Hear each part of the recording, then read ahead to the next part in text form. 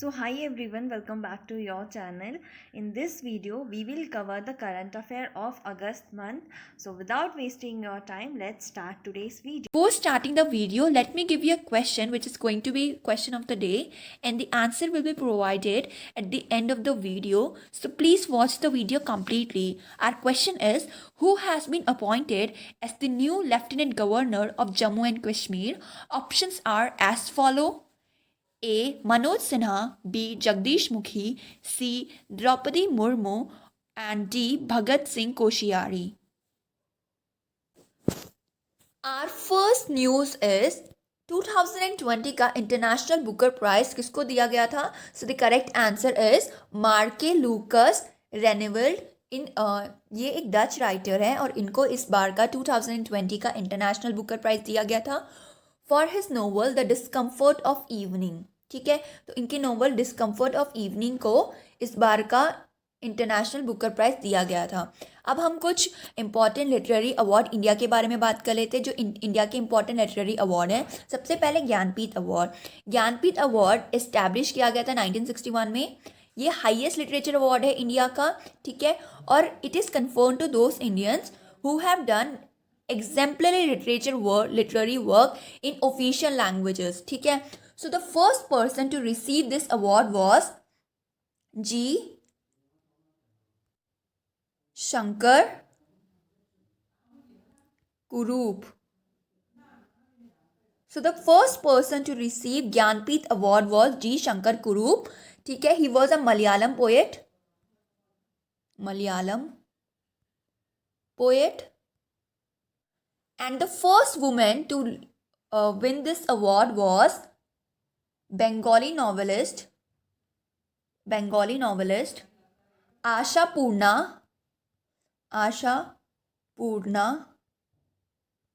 Devi. ठीक है, so the first woman to win this award was Asha Purna Devi. She was a Bengali novelist.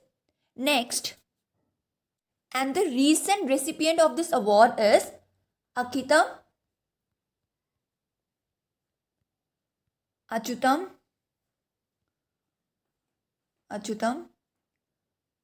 Nambutini.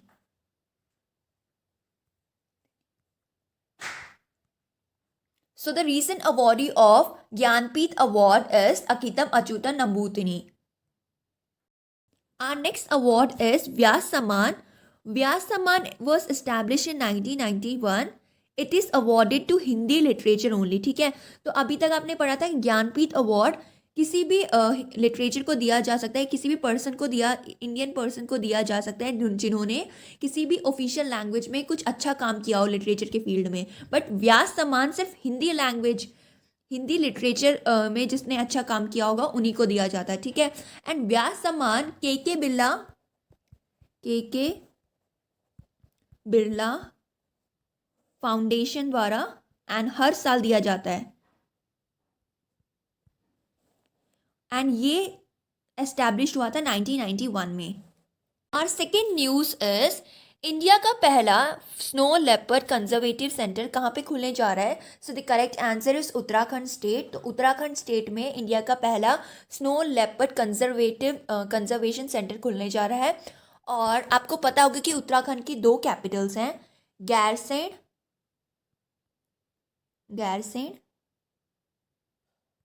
जो कि summer capital है,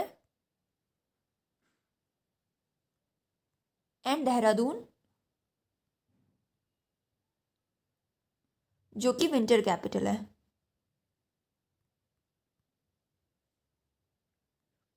तो first snow leopard conservation centre India का कहाँ पे खुलने जा रहा है? उत्तराखंड स्टेट में। और उत्तराखंड की 2 कैपिटल हैं, गैरसैंण जो कि समर कैपिटल है एंड देहरादून जो कि विंटर कैपिटल है। एंड गैरसैंण भी बहुत इंपॉर्टेंट है क्योंकि ये कैपिटल भी इसी साल बनी है। So this is very important guys. Our next news is UAE starts its first nuclear reactor Barakah. ठीक है, तो यूएई का सबसे पहला न्यूक्लियर रिएक्टर बरख है और ये बहुत इंपॉर्टेंट है क्योंकि ये अरब वर्ल्ड का सबसे पहला न्यूक्लियर रिएक्टर है, तो इसलिए बरख बहुत इंपॉर्टेंट हो जाता है। एंड यूएई की कैपिटल है अबू धाबी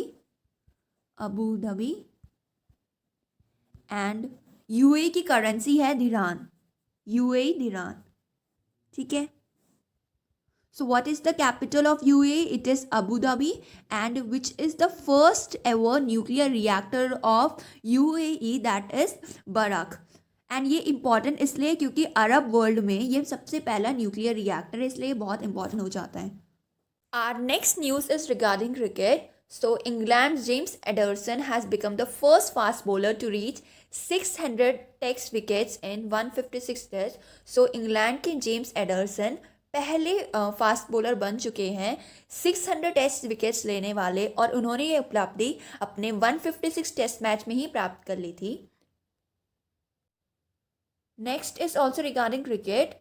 सो वेस्ट इंडीज के allrounder player DJ Bravo has become the first fast bowler to reach 500 wickets in T20 cricket. So West Indies के ऑलराउंडर प्लेयर डीजे ब्रावो पहले ऐसे खिलाड़ी बन चुके हैं, पहले ऐसे बॉलर बन चुके हैं 500 विकेट्स लेने वाले T20 क्रिकेट में. And M S Dhoni and Suresh Raina has announced to take retirement from international cricket. ठीक है, these two players from India have announced that they will take a retirement. They have taken retirement from cricket, international cricket. Our next news is regarding BRICS.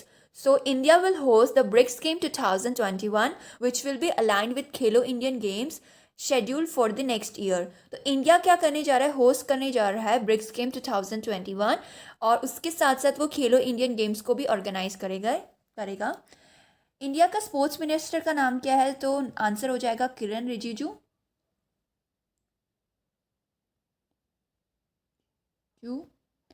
Then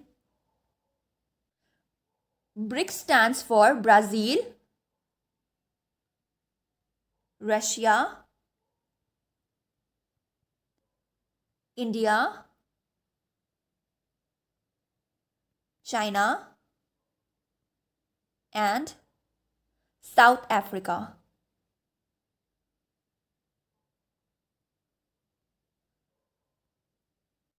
And where is the headquarter of BRICS? So it is in Shanghai, which is in China. ठीक है. So, India क्या करने जा रहा है, BRICS game 2021 host करने जा रहा है, एंड ब्रिक्स का हेडक्वार्टर है शंघाई में. ब्रिक्स में कौन कौन से कंट्रीज इंक्लूडेड होती हैं, Brazil, Russia, India, China and South Africa. Our next news is India का पहला सिल्क ट्रेनिंग प्रोडक्शन सेंटर कहाँ पे खुलने जा रहा है. So the answer is Arunachal Pradesh. What is the capital of Arunachal Pradesh? So the answer will be Itanagar. So the answer for the question of the day is option A, Manoj Sinha. Thank you so much guys, and if you like this video, please like, share and subscribe to our channel. Thank you so much.